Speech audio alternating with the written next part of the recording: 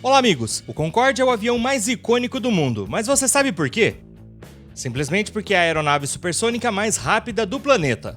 Você já ouviu falar disso? Foi em 1959 que nasceram os primeiros projetos de aeronaves supersônicas. A Corporação Aeronáutica Britânica e o governo britânico tomaram a decisão de fazer as coisas acontecerem. Em 1955, foram feitos os primeiros desenhos em ambos os lados do canal. Na França, foi em 1960 que a ideia de aviões quebrando a barreira do som passou pela cabeça de muitas empresas aeronáuticas. A Suisse Aviation assumiu então a gestão do projeto do lado francês. Em 13 de janeiro de 1963, o nome Concorde foi pronunciado pela primeira vez pelo então presidente da República, Charles de Gaulle.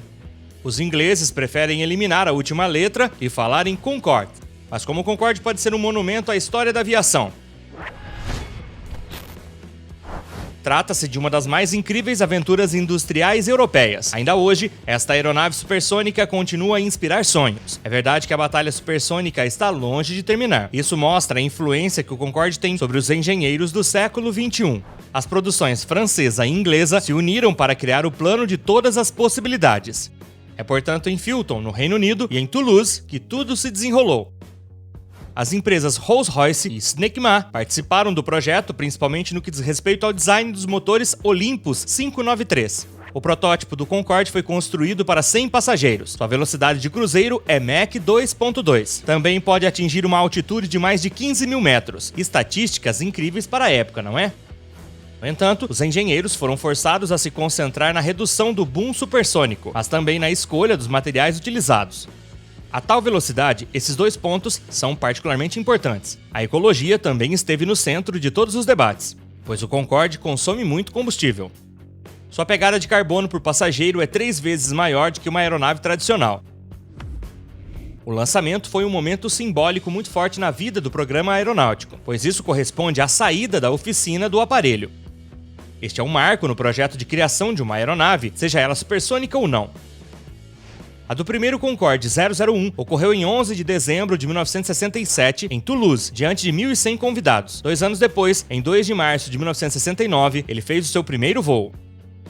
Foi apenas 6 anos depois que o avião adquiriu todas as certificações que lhe permitiram voar de acordo com as normas. Isso foi em 1979. Mas quanto custou tudo isso? Na época da certificação, o custo de desenvolvimento do Concorde era de 2 bilhões de dólares. As empresas optaram por realizar os voos inaugurais ao mesmo tempo, de Paris ao Rio de Janeiro e de Londres ao Bahrein. 2 Concordes decolaram ao mesmo tempo, um símbolo muito forte para esta extraordinária aeronave supersônica. Mas vamos voltar um pouco ao voo de teste do Concorde. Como foi isso? Após 10 anos de trabalho, este avião finalmente fez as suas primeiras marcas no céu. O piloto André Turcat então assumiu o controle da aeronave. Em geral, o Concorde apresentava risco, perigo e ousadia ao mesmo tempo. O voo de teste havia sido adiado 2 vezes consecutivas devido a condições meteorológicas difíceis, pois a presença de um forte nevoeiro não permitiu voar em segurança. Foi, portanto, no dia 2 de março de 1969, às 15 horas e 38 minutos, que André assumiu o controle da aeronave de matrícula FWTSS, na pista 32 do aeroporto de Toulouse. Após percorrer 2.000 metros em cerca de 30 segundos, o Concorde decolou pela primeira vez em exatos 29 minutos. Espectadores e jornalistas também estavam presentes na pista do aeroporto para assistir a este evento. O primeiro voo comercial supersônico ocorreu em 1977 na famosa linha transatlântica. Uma nova era surgiu no campo da aviação. É verdade que o Concorde é considerado o avião de todos os recordes. Mas o que ele é realmente? Este dispositivo tornou possível conhecer a aviação de uma maneira completamente diferente. Suas capacidades são tais que muitos o qualificam como fora do mundo da aviação convencional. Pela sua forma, não se assemelha a nenhuma aeronave. Sua asa delta é revolucionária. Além disso, seu nariz basculante garante melhor penetração no ar. Seus motores também se adaptam a diferentes fases do voo. Uma liga específica é colocada em seu invólucro. Assim, é capaz de suportar a velocidade bem como o calor. O maior problema da gravidade do avião foi resolvido com um criterioso sistema de distribuição. Dependendo das diferentes fases do voo, as 95 toneladas de querosene são distribuídas por toda a cabine para que o avião tenha um equilíbrio perfeito. Um combustível também é usado para resfriar o dispositivo. O Concorde, portanto, apresenta muitas aplicações aeronáuticas anteriormente desconhecidas. Esta é a primeira vez que ouvimos falar de um controle de voo elétrico ou mesmo freios de carbono. Posteriormente, foram instaladas em aeronaves Airbus. Além disso, o Concorde detém um número de registros, especialmente no que diz respeito à velocidade de altitude de voo. Estamos falando de 2.754 km por hora e 20.700 metros. Mas como os engenheiros que trabalharam no projeto chegaram a tal nível de inovação?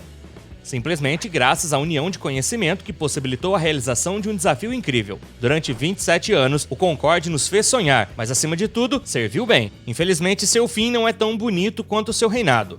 É uma joia tecnológica, mas foi um fracasso comercial. Em 25 de julho de 2000, o Air France Concorde AF4590 decolou do aeroporto de Paris. Muito rapidamente, a asa esquerda da aeronave pegou fogo. Alguns minutos depois, o avião colidiu com um hotel da cidade de Gonesse. Foram 113 vítimas. Um desastre para o mestre da aviação. Mas como tal acidente pôde acontecer com um avião tão poderoso? Um Continental Airlines DC-10 está envolvido. Segundo os resultados da investigação, ele teria perdido um slat de titânio na pista pouco antes da decolagem do Concorde. Isso teria danificado um dos reatores da aeronave. Também foi relatado que um pneu estourou. No entanto, a fraqueza do pneu do Concorde era conhecida por todos. Mas um golpe de mestre da engenharia como esse não poderia ser fundamentado decentemente por razões puramente técnicas. Um excesso de confiança que causou a perda do Concorde. No entanto, ele ainda representa uma forma de fracasso. É verdade que apenas 14 exemplares foram vendidos, dividido por empresas da França e do Reino Unido. Após a crise do petróleo de 1973, foram os únicos 2 países que mantiveram seus pedidos. Ao longo dos anos, o Concorde tornou-se muito caro para manter. A crise do transporte aéreo que ocorreu após os ataques de 11 de setembro levou a melhor sobre a mítica aeronave. Apesar de algumas tentativas de retomar os voos, foi definitivamente retirado do serviço em 2003, servindo agora como peça de museu. Mas hoje em dia, o avião supersônico ainda é relevante? Parece que sim. O Concorde terá um sucessor digno. Em outubro de 2020, a Boom Supersonic apresentou o primeiro protótipo chamado XB-1, capaz de voar a Mach 2.2, conectando a Europa a Nova York em menos de 4 horas com 55 passageiros. Em 2030, a empresa espera poder realizar voos comerciais. Empresas como a Virgin Atlantic ou a Japan Airlines já parecem seduzidas. Seus pedidos estão em andamento. Mas o Supersonic Boom não para por aí. Em julho passado, o projeto final foi apresentado, rebatizado de Opening. Ele deverá transportar de 65 a 80 passageiros a velocidade supersônica de 1.7 ou 2.100 km por hora. Assim, esse dispositivo poderá fazer o seu primeiro voo até 2026 e fazer voos comerciais após 2029. Desde o fim do Concorde, os projetos se multiplicaram, mas nenhum viu a luz do dia. Este seria o correto? A aeronave supersônica ainda tem futuro? O Concorde pode realmente ser substituído? Não hesite em dar a sua opinião nesta questão, deixando um pequeno comentário. Teremos o maior prazer em ler e responder. Até breve no ATEC PT!